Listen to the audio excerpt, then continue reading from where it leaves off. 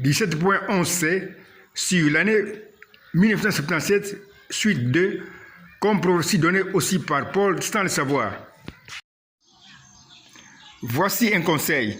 Pour voir l'image de la vidéo en grand format, veuillez zoomer ou toucher en bas de l'écran, mais à droite, le petit point en forme de croix, comme l'indique la flèche. Je répète ceci. Pour voir l'image de la vidéo en grand format, veuillez zoomer ou toucher en bas de l'écran, mais à droite, le petit point en forme de croix indiqué par la flèche.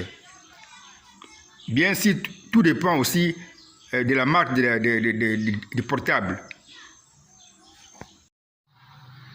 Prophétie sur l'année 1977, selon un extrait de la dictée reçue vers 0h51, le mercredi 15 décembre 2021. Le prophète a bien dit que l'année 1977 sera la fin de tous les systèmes. Or, sera aussi la fin du système de Dieu. C'est quoi alors un système? C'est le plan qui est prévu pour réussir dans une affaire. C'est pourquoi on parle dans le football du système de jeu, c'est-à-dire du plan prévu pour réussir dans un match.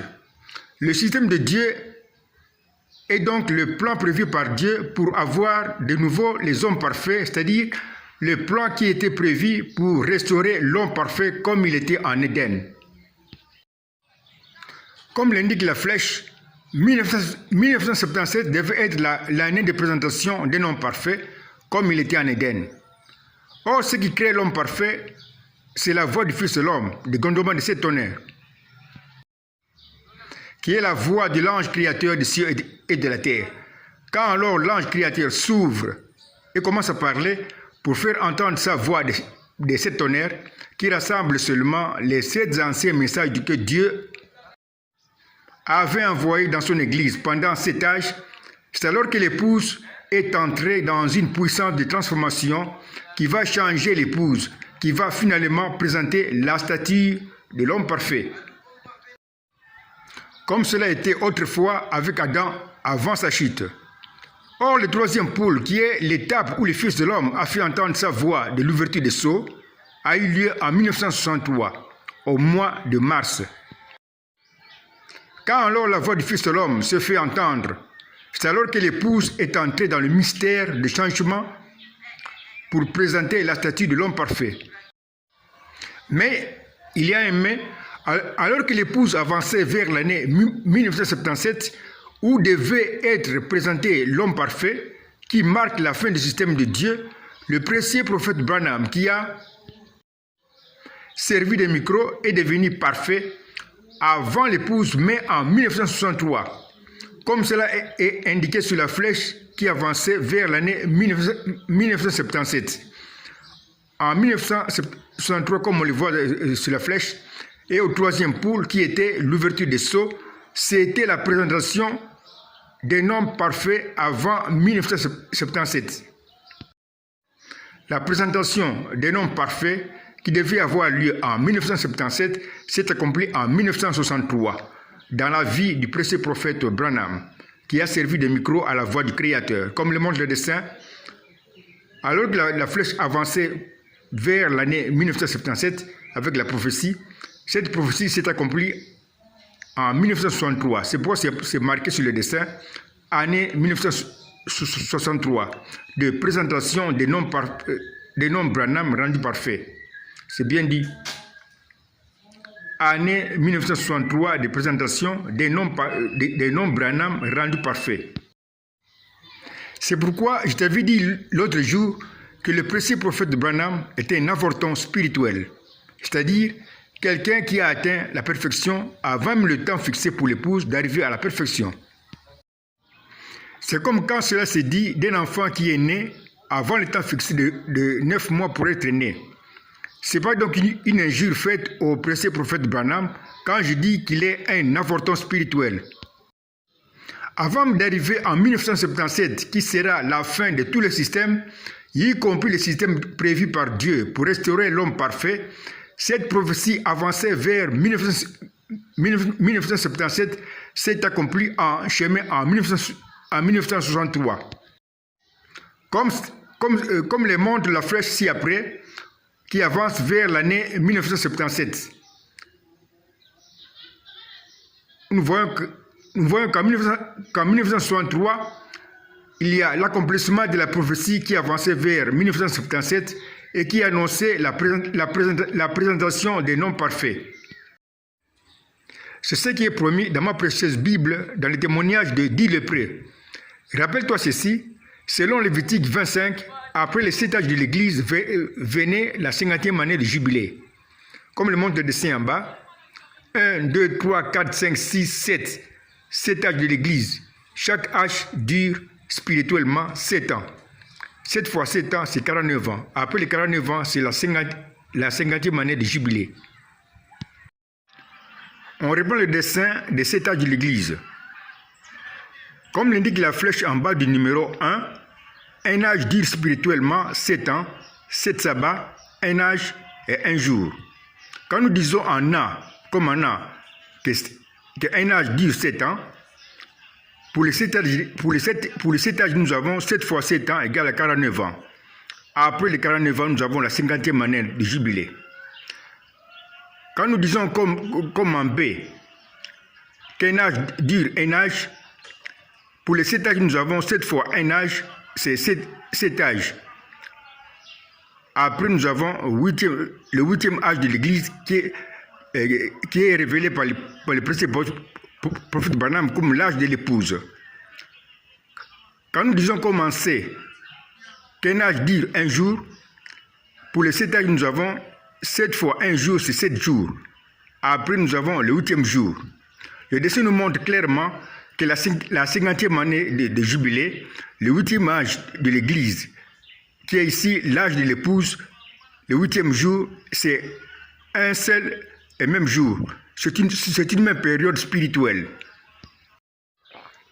Après les 7 âges de l'Église, l'épouse est donc dans l'âge de l'épouse, comme l'a révélé le précieux prophète Branham, dans la 50e année de jubilé, où il va rencontrer, comme le dit lépreux, la venue du Seigneur avec ses morts en Christ, qui sont représentés dans le récit par les disciples qui sont comptés par leur famille comme déjà morts et oubliés. L'épouse va rencontrer la venue du Seigneur que je suis, comme ange du Seigneur avec son ministère du Fils de l'homme, qui va changer par sa voix l'épouse. L'épouse qui est déjà mise à part, hors de l'Odyssée, qui est le 7e âge de l'Église, est alors représentée dans mon récit par les 10 lépreux. L'épouse est déjà mise à part, hors du 7e âge de l'Église, mais porte encore l'imperfection qui est ici représentée par la lèpre. Voici ce que dit Luc 17, 12. Comme il entrait dans un village, 10 lépreux vinrent à sa rencontre, se tenant à distance, et ils élevèrent la voix et dirent « Jésus, Maître, aie pitié de nous ». Dès qu'il les vit, il leur dit « Allez-vous montrer au sacrificateur ». Et pendant qu'ils allaient, il arriva qu'ils furent guéris. L'un d'eux, se voyant guéri, revint sur ses pas, glorifiant Dieu. À haute voix, il tomba sur sa face aux pieds de Jésus et lui rendit grâce. C'était un Samaritain. Voici alors mon signe d'une même chose que je regarde dans ce glorieux récit biblique. Jésus qui, avec ses disciples, est entré en contact par la vie avec les 10 lépreux qui ont alors élevé la voix. Le même contact par la vie devient un signe de liaison ou de l'unité qui unit Jésus et les 10 lépreux dans un mariage spirituel comme ci-après. Nous avons en bas un schéma qui nous montre un mariage spirituel de Jésus et de 10 lépreux par le même contact par la vie que nous avons placé entre parenthèses. Nous avons trouvé un schéma de prophétie qui est créé ici par le même contact. Nous avons ici un schéma qui montre l'unité de Jésus et les 10 lépreux qui ont élevé la voix. Or, je t'ai enseigné ceci, quand il y a l'unité de 2 personnages ou de 2 membres dans le mariage spirituel, La personne qui est supérieure, c'est cette personne-là qui fait l'action. Dans notre schéma des prophéties, c'est bien Jésus qui est supérieur aux 10 lépreux, qui fait l'action d'élever la voix. Nous pouvons présenter ceci entre parenthèses comme ci-après, dans le schéma qui est en bas, qui montre l'unité de Jésus et les 10 lépreux. Nous avons mis entre parenthèses en dessous de Jésus, Jésus qui a élevé la voix. Or, nous pouvons aussi arriver au même résultat qui dit que Jésus a élevé sa voix quand nous appliquons ou utilisons la loi du réel et du spirituel que je t'ai enseigné et qui dit ceci. Quand deux personnages sont mariés comme l'homme et sa femme, ce qui arrive réellement à l'un arrive aussi à l'autre, mais spirituellement. Ainsi, selon cette loi du réel et du spirituel, que le précieux prophète Branham appelle la loi d'identification, si les 10 lépreux ont élevé la voix réellement, alors Jésus a aussi élevé sa voix, mais spirituellement, c'est-à-dire dans la promesse ou dans la prophétie. Nous avons trouvé un schéma de prophétie qui montre l'unité de Jésus qui a élevé sa voix réellement et spirituellement, et qui est marié aux 10 lépreux qui ont élevé la voix réellement. Nous avons ainsi trouvé un précieux schéma de prophétie dans lequel Jésus élève sa voix, qui va changer l'épouse qui est représentée par les 10 lépreux. Dans ce schéma de prophétie, Jésus qui a élevé la voix spirituellement représente quand l'ange créateur des cieux et de la terre, avec son ministère de Fils de l'homme, fera entendre sa voix élevée des grondements de cette tonnerre qui va créer des hommes parfaits. Les 10 lépreux représentent l'épouse qui va entrer dans le mystère du changement ou de transformation, qui va présenter la statue d'un homme, qui est rendu parfait, dans lequel la part qui revient à Dieu dans cet homme sera 1/10, c'est-à-dire une portion du Saint-Esprit. Mais la part de l'homme dans cet homme sera 9/10. L'homme sera alors un sacrificateur qui va tout offrir à Dieu, son âme comme 1/10, et son corps de chair comme 9/10. Nous pouvons alors compléter notre schéma de prophétie que nous lisons en bas.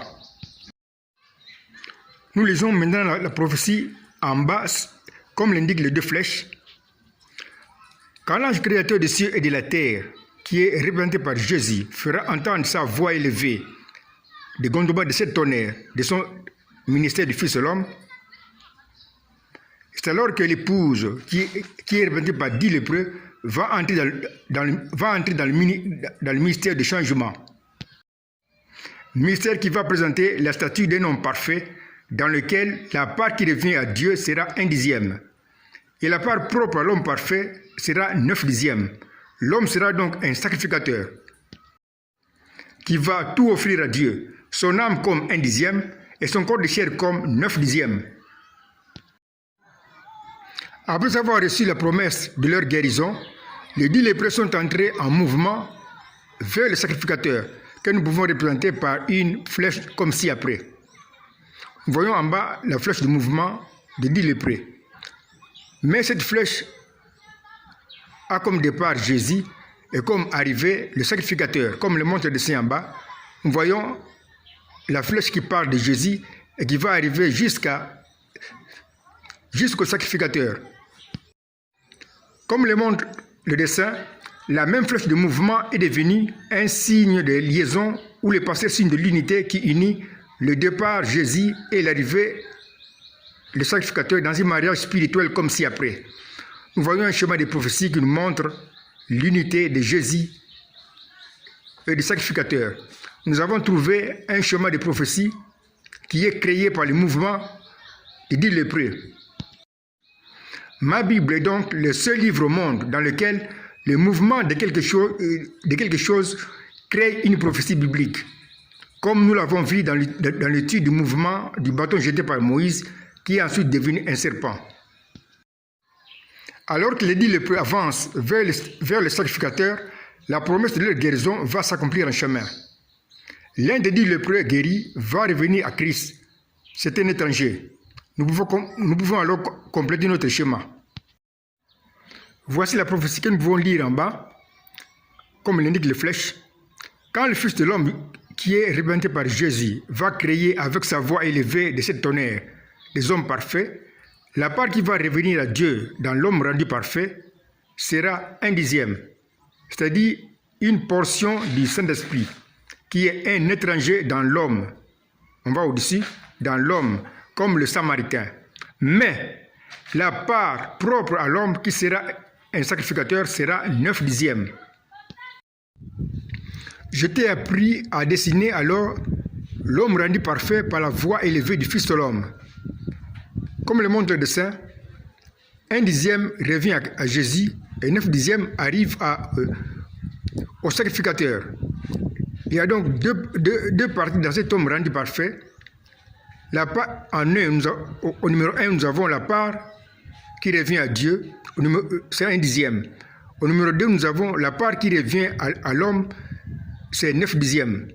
Cette belle prophétie sur la restauration d'un homme parfait,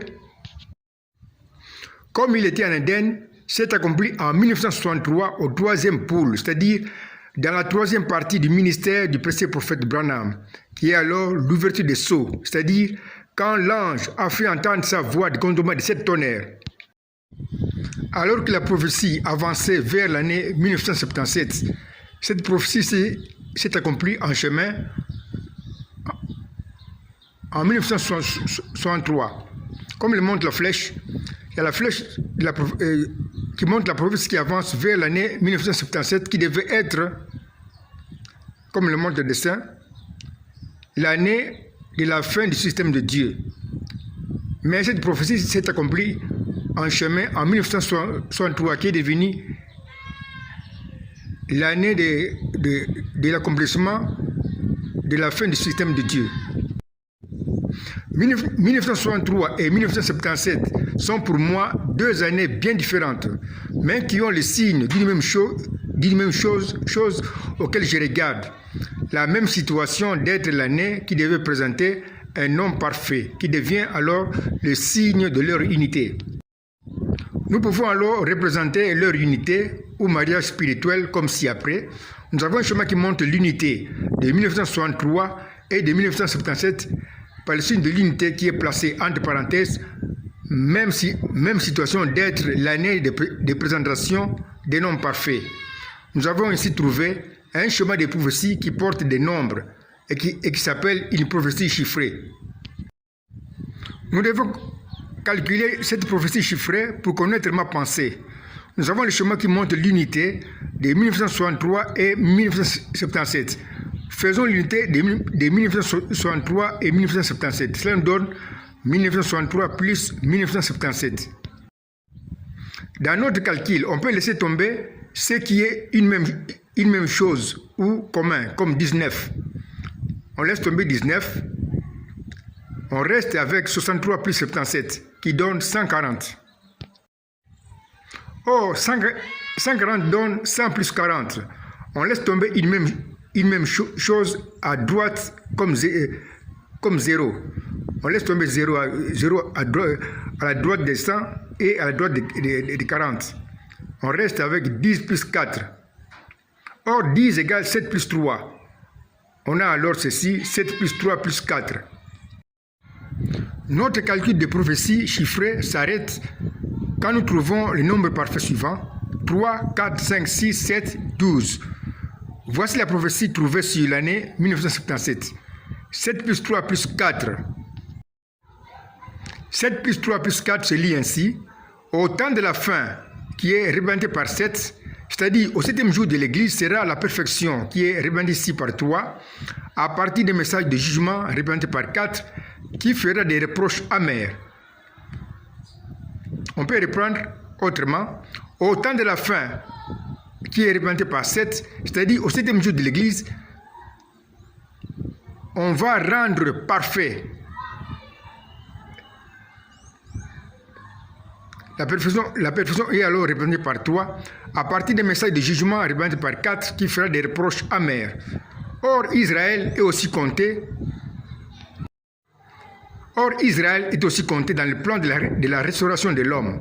Nous devons alors reprendre le calcul pour retrouver Israël. Faisons l'unité maintenant de 1963 et 1977. Nous avons alors, comme indiqué en bas, 1963 plus 1967. 1963 plus 1977, on laisse tomber ce qui est commun ou une même chose comme 19. On laisse tomber 19. On reste avec 63 plus 77. On peut diviser par un nombre comme 7. 63 divisé par 7, c'est 9. 77 divisé par 7, c'est 11. Nous avons 9 plus 11 qui donne 20. Or, 20 égale 10 plus 10. Nous avons en bas 10 plus 10. Or, 10 égale 7 plus 3 et 10 égale aussi à 6 plus 4. C'est pourquoi nous avons en bas 7 plus 3 plus 6 plus 4. Or, 20 égale aussi à 8 plus 12. Nous avons en bas 8 plus 12. Or, 8 égale à 5 plus 3. C'est pourquoi à la place de 8, nous plaçons 5 plus 3 plus 12. Voici alors notre prophétie sur l'année 1977. 7 plus 3 plus 6 plus 4 égale 5 plus 3 plus 12, qui est une prophétie sous la forme de nombres sur l'année 1977, qui devait s'accomplir au temps de la fin. Cette prophétie, 7 plus 3 plus 6 plus 4 égale 5 plus 3 plus 12, se lit ainsi. Au temps de la fin, qui est représenté par 7, sera la perfection, qui est représentée par 3, de l'homme, qui est représenté par 6. À partir des messages de jugement représentés par 4, qui ferait des reproches amers, mais qui va accorder la grâce d'être parfait, qui est ici représenté par 5 plus 3. À Israël et l'Église, qui sont représentés par 12.